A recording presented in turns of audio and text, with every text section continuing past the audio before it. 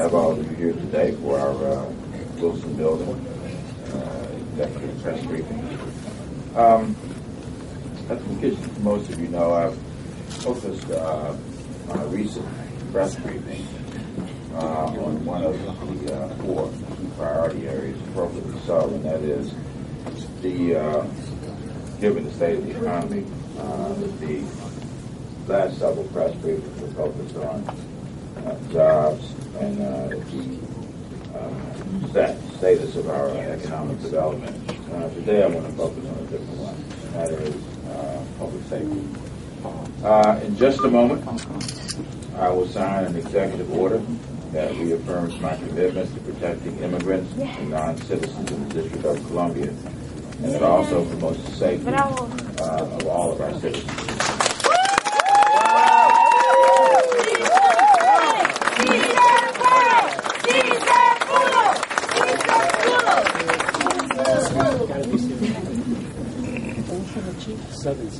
All right. The district, of course, is home to a diverse population made richer by the presence of immigrants, some of whom we know are not U.S. citizens.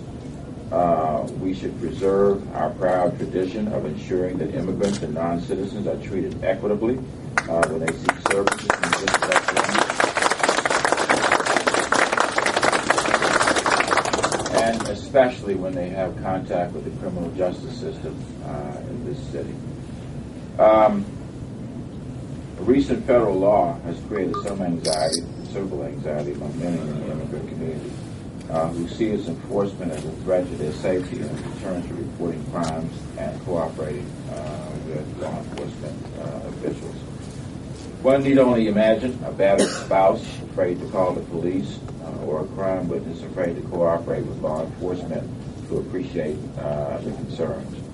For the protection of immigrants and the protection of the general public, the order I'm about to sign bars public safety agencies in the district, including the Metropolitan Police Department and the Department of Corrections, from inquiring about a person's immigration status or providing information to federal authorities for the purpose of initiating civil enforcement of immigration proceedings such as deportation that have no relation to a criminal investigation.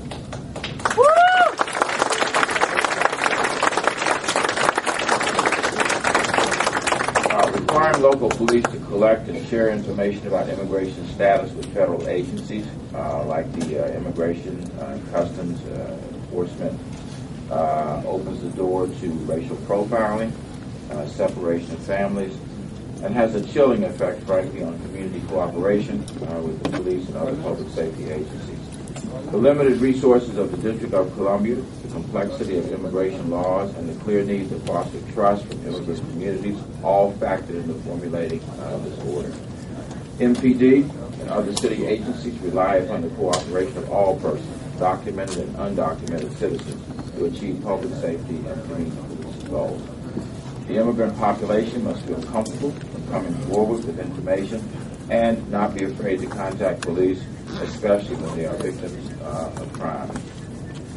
This executive order fosters the public safety of all residents of the District of Columbia by ensuring that our police resources are used wisely and our immigrant communities feel safe in cooperating with those who are sworn to protect them. So, I am delighted to have worked with our public safety leaders, the directors of agencies including Latino, Asian, and Pacific Islander, African, and community affairs who serve immigrant populations, and community partners in formulating the order. And in the spirit of one city and ensuring the equal treatment of citizens and non-citizens alike, I am delighted to sign the foreclosure of status of individuals, policies, and procedures in the District of Columbia and agencies executive order this morning.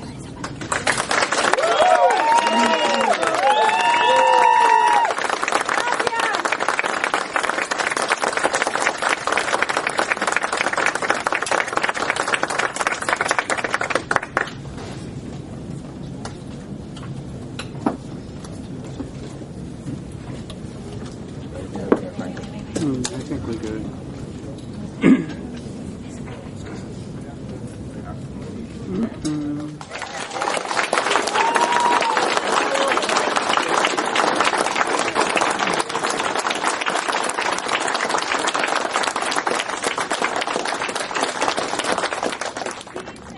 But in recent years, particularly on immigration issues, and I know these issues well from Columbia Road and from Mount Pleasant and from Adams Morgan and Columbia Heights, we have drawn a bright line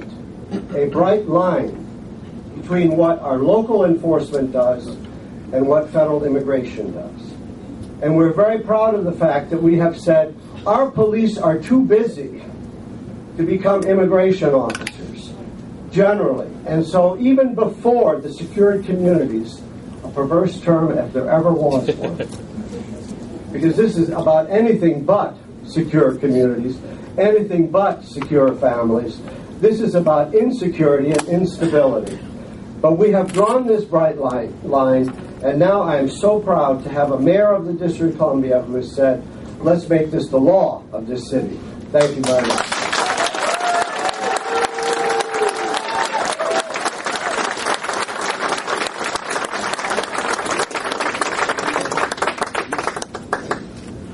And we are going to work to make sure that everybody is informed. We have various offices. We have our Office of Latino Affairs. We have our Office of African Affairs. Excuse me. We have other offices in our Office of Community Affairs that will now be vested with the responsibility to immediately and quickly ensure that we proliferate this information across the city. Because the last thing we want to have happen is to have had a policy change at one level, and people still don't know about that policy change at another level. So I see our folks sitting in the second row out here who have an enormous responsibility to make sure that happens. We'll do it through written communication. We'll do it through electronic communication. We'll do it through seminars. We'll do it through community meetings. We'll do it through whatever medium seems to make sense to get the word out.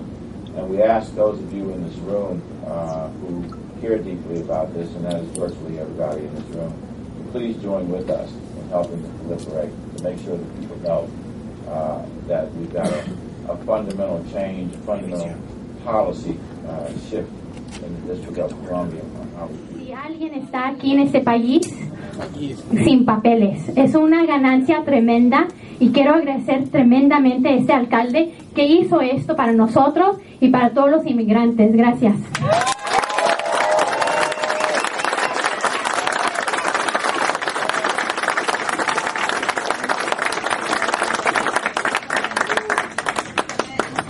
Got enough time, Roxanne. All right. Thank you so much.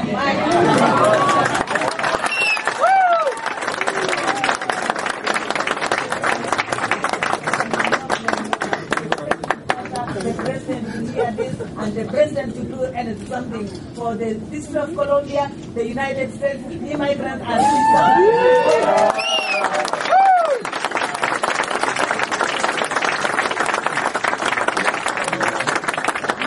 All right, thank you all very much. Obviously, this is the beginning of what will be a continuing discussion of these issues. And Linda will make sure you know about further sessions as they are convened. All right, let's move on to the next.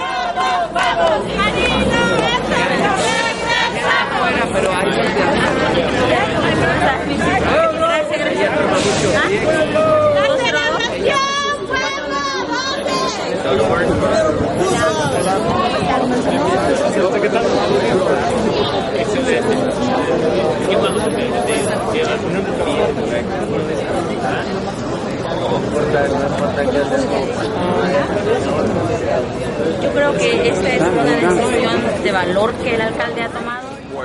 Action today. You know, people often ask me, what does one city mean?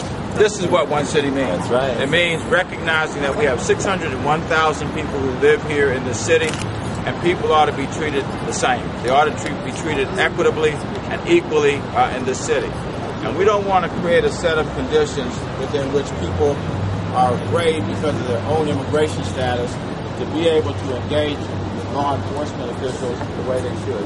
People should feel protected, and they should feel that law enforcement is here to support everybody who lives in the District of Columbia. So we look forward to going forward at this stage. We're going to, as I said in there, We're going to work now to make sure our various offices work hard to get the information out to those who are most affected by this. We want to answer the questions, and we want to make sure that people understand the policy that is in place and that is here to protect people who otherwise might not feel as secure as they otherwise would here in the city. So thank you all very much for your support. Thank you. Thank you.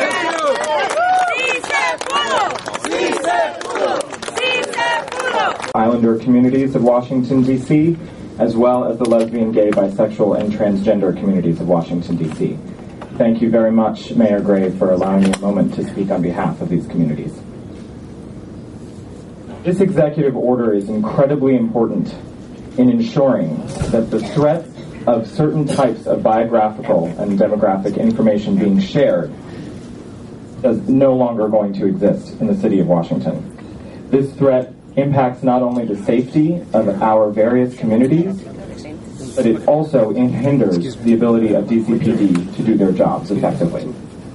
This executive order draws a very clear line between DCPD and ICE and can help both the people that need help in the city as well as DCPD.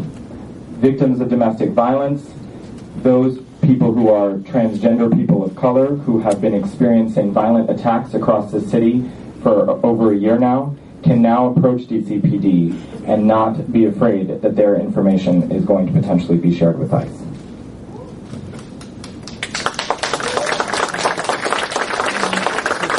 There is one very important additional step that must be taken. It is extremely important that the knowledge about this executive order and this policy change is disseminated across communities in Washington, D.C., especially immigrant communities that have limited English language proficiency. Without ensuring that these communities have been made aware of this policy change, we're not going to necessarily be able to gain their trust and build relationships that will be crucial to protecting the citizens of D.C. and ensuring that our most vulnerable citizens also need help when they get it. I would like to also thank the groups Andalan, Jobs for Justice, and Many Languages, One Voice for all of their help in ensuring that this policy can become a win. Thank you.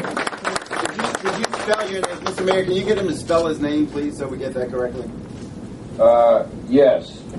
It is A-M-I-T, first name, E-A-G-G-A. Correct? All right. Woody George, and I hope I'm close to right.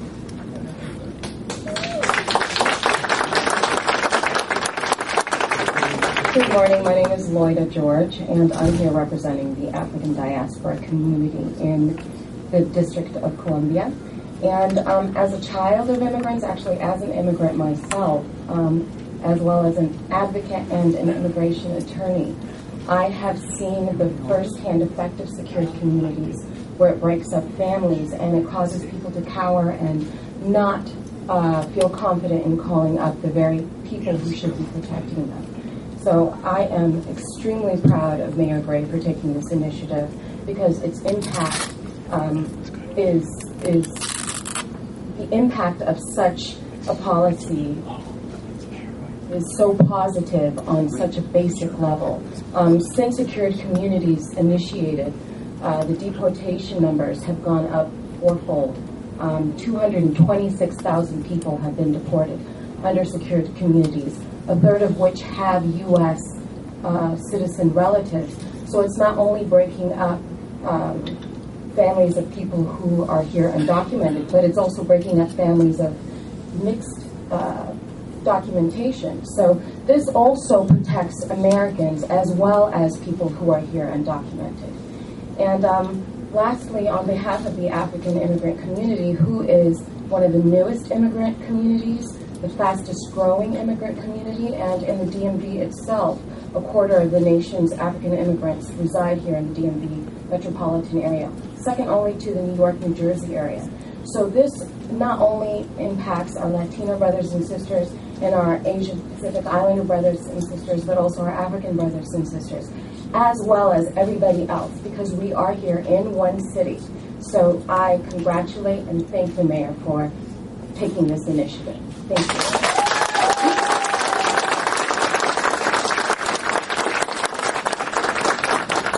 before you ask, it's Loide.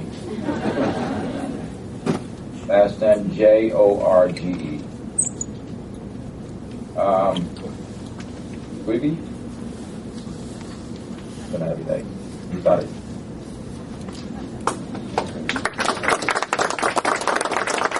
Buenos días. Buenos días. Buenos días. Buenos días. Good morning, everyone. This is a very, very proud day. It is so beautiful to see so many people here, Latinos, African immigrants, African Americans, people from all over the world live and work and raise families in Washington, D.C., and it's a very proud day. Yes, let's give that a round of applause. On behalf of the Latino community, as well as the 21 organizations... Can you back up the mic, son? Okay. Sorry, I'm a little loud. All right. I'm a little excited. Okay, so on behalf of the Latino community, as well as the 21 member organizations, faith, religious, labor, domestic violence groups, youth groups that oppose the Secure Communities program, we thank the mayor for taking this amazing step today.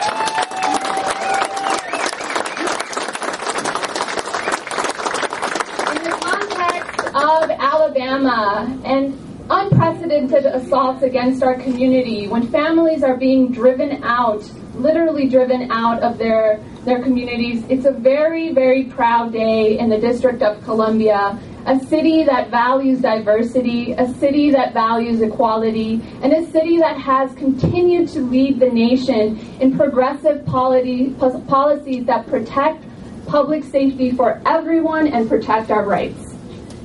And I am proud to be a DC resident because the district has a legacy of drawing the bright line between police and ICE. And it's incredible that in this time the mayor has taken this step to continue to say we will not collaborate with ICE to tear families apart, to tear people that are part of this community. And we're inspired by today's amazing victory. And today we vow to continue to work to protect our families, to continue to work to make sure that everyone's public safety is ensured. And at the end of the day, ¡sí se puede! ¡Sí se puede! Thank you so much, Mayor, and this is a very proud day. Thank you so much.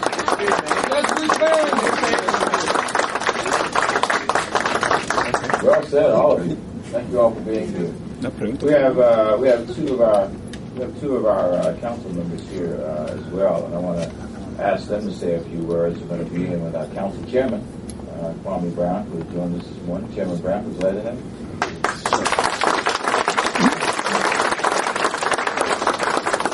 Good morning. Well, I want to be quick because it is such an exciting day. Another opportunity to right the wrong. Another opportunity to ensure that people are able to participate and live healthy in a healthy environment. And to Mayor Gray, let me just stop to thank you again for your leadership. Move and act quickly. A lot of people don't move this quick. It's a very important issue. And you stepped up to the table with your administration and really made this happen. And you can see it by the number of people that are packed in this room today. But more importantly, people that couldn't make it because they're working. People that have to work two jobs and can't make it to a press conference like this, and for all the organizations that know when you get back and have your board meeting, you're going to probably celebrate. And all throughout this city about what just took place. And to Councilmember Graham, this is just another opportunity for every single member of the council that signed on to the resolution to offer it along with, I think, Councilman Mendelson, to support this. And this is just another opportunity to show that the executive and the legislative branch working together to right the wrong this day. Thank you, Mayor Gray.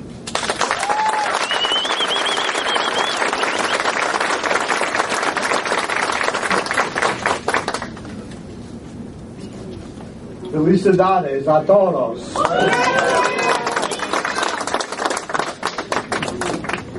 This is a marvelous day.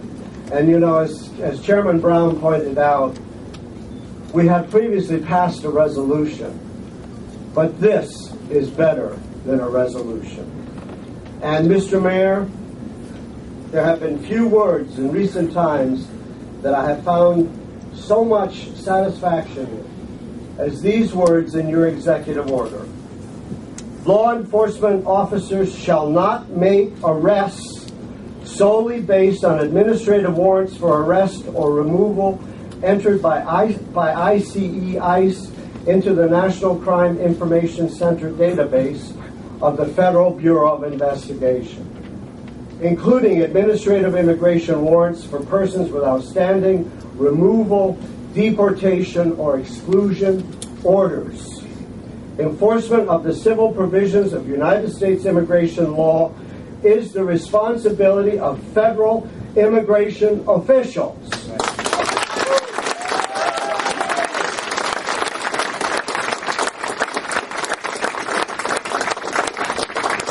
Mayor Gray made this promise in his campaign, and he has kept it today. As recently as last night, some of you may have seen the program on Frontline on this very issue. And I was struck by the fact that in Illinois, which is now attempting to pull out of this program, 80% of the ICE-related arrests were not for violent, serious crimes. They were instead an effort to maintain a certain quota of 400,000 arrests in the United States. And when this data was examined, the governor of Illinois said, wait a minute, this is not what we bargained for. The second point I want to make is that the Metropolitan Police Department has historically been very close